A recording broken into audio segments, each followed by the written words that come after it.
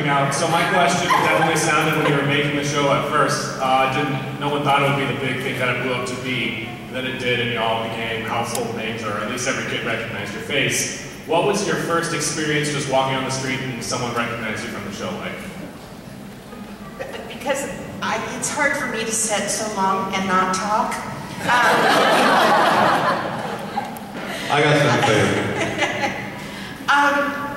Strangely enough, you know, I never thought anything would come of it because I was just little bitty and, you know, these were the important folks. But the first time I went into I used to do artist residencies in elementary schools, and the first time I went into a 5th grade class, and they went, "Oh my God, it's Miss Appleby!" I just about fell on the floor. So it was, you know, for me it was a little non-union day job that I was taking as learning how to act on film because I was theater trained, and to have people and to have you all still remember my work. I cannot begin to tell you how grateful I am to all of you who come by my table and say, "Oh, you were such a wonderful teacher. I wish." It's just an amazing thing. It's a truly amazing thing. And these kids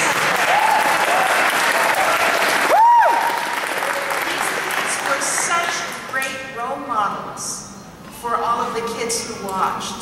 You know, they taught really good lessons about what it means to be a good human being. And I'm really grateful for the experience. I'm a fan. One of my first, I happened to be walking in the mall, and a gentleman had come up to me and said,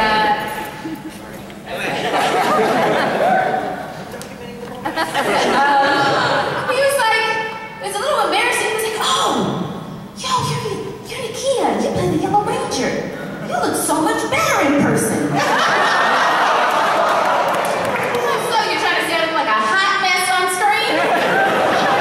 Because I did have some hair bowl moments where my hair was with my head, but that was one of my first experiences. I want to say something. One time, first time I knew the show was popular, I remember it was, we got asked to do an appearance at the Universal Amphitheater. So we didn't know anybody watching the show at the time, so I remember in a limo going down the 101, so I think it was like 11 o'clock on Friday. They had the 101 blocked off, they had Lancashire Boulevard blocked off, and as we're going up the hill, there's like 35,000 screaming mothers. And people, we just see people. I turned into a producer in the car. Ronnie had, I think Jason David Frank was doing it. I don't remember who the Rangers were, but I remember saying to Ronnie, the Rolling Stones must be up here, and I remember they'll give us some tickets, you know.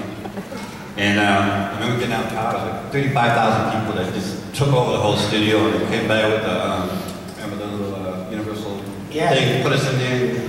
It was crazy.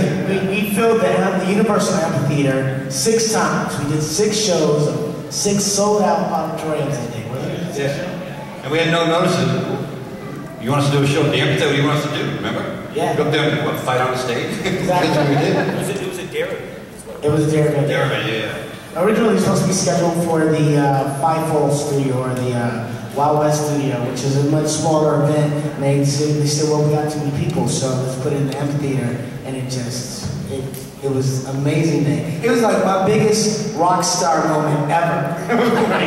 I mean, you know, I came out with my helmet, and they're like, "He's Dom's the power of the black, he Dom's the power of the mastermind. He is known as Zachary Taylor, he is the Black Ranger." And I took off my helmet, and the crowd went, there were lights everywhere. I was like, dang. This is like Michael. I was like, dang.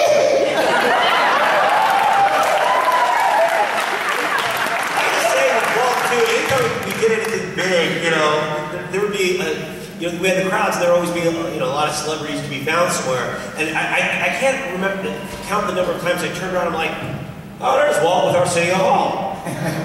Oh, there's Walt hanging out with Joe Pesci. What the hell? How do you do that?" There's me and Fred Savage. Look, he's with Arsenio Hall. I know, I saw him with Joe Pesci. Can you believe that? I have a picture with him. Joe Pesci? Hey, now on the couch talking about things. We actually made, I remember one time I got a principal called me, and they were mad because we were making all the kids late to school. If we were shooting on the street and the school buses would go, the drivers would stop, so all the kids could see the Rangers doing their thing. And I actually had a principal call me, blaming me for making the whole school late. So we made, I think it was Thursday, remember that? Come down and meet the Rangers, behind the scenes, you know. Okay. Make it with people, I mean, Priscilla, the president came down, Simmons, everybody came down here. So we made Thursday that day so that wouldn't, you know, the kids wouldn't be stopping on the street, being late to school. Yeah, it's crazy. Yeah, it's some good times. I was walking out Venice Beach, and this is even before the show aired, and this kid came up to me and was like, yo, hey, you're the Black Ranger. And I was like, how do you know that? Because we just started filming. It was like, it hadn't even aired yet. He was like, I just bought the toy. Your face is on the box. I hadn't even seen the toy. I was like, my face is on the box? I was like, damn. That's cool. I'm on the box. All right. How many of you guys remember the little flipped out with the Do you think that really looks like me? Who is that? Alright, I'll just say it's Morphicon. I think mine was the same mold, only not. Yeah, that's right. Your action figure did have a fade, Johnny. Yeah, it's like an Asian fade or something. I just painted the eyes a little slanty. I used too much ink. All right, thanks, guys. 5 minutes, we have 2 more questions. Hello guys, Ikea, Raja, nice to see all of you guys. First, I only have 2 questions for you. John, we'll start with you, man. So, after you left Power Rangers Struggle, how did you get involved in voice acting and anime? That's a good question. After Power Rangers, I couldn't get a job. And the stunt guys actually were shooting this stunt film. Actually, Narvi was in it. It's called Extreme Heist / Wicked Game, depending on where you are in the world. But and so like the audio was screwed up because the camera was all Japanese and the guys that were doing sound weren't. And so we had to go back in and dub ourselves throughout the entire film. And while I was dubbing, the producer was there, and he heard me, and he would say, hey, you got a good hero voice. And I was like, all right, cool, playing the hero, so that makes sense to me. He said that, you know, a couple times, you know, and he's like, hey, after the session, he's like, hey, I want you to come in and audition for some of this animation stuff that I do if you want. And I was like, yeah, absolutely, because I needed a job. And so I went and I auditioned for Trigun, and I got the part for Vash, and that was it.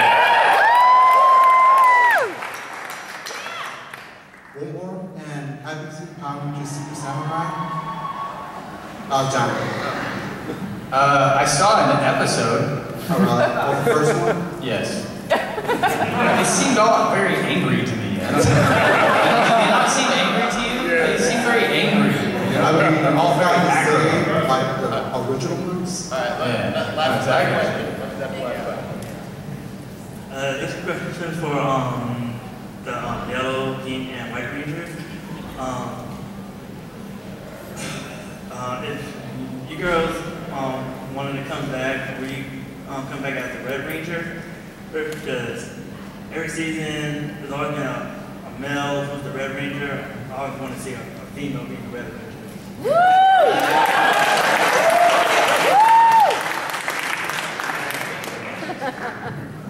Could I be a yellow leader?